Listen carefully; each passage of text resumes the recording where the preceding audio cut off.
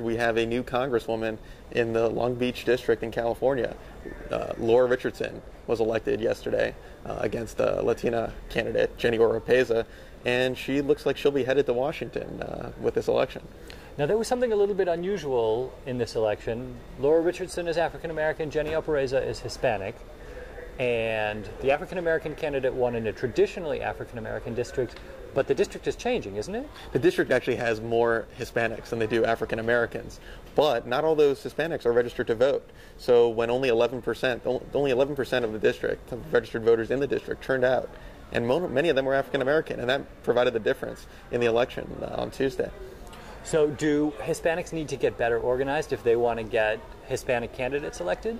They need to register, and they also need to show up at the polls. If you're not gonna show up at the polls, you're not going to get your favorite candidate elected. And they really wanted to elect a Latino in a plurality Latina district, but it just didn't happen because they didn't show up at the voting booth.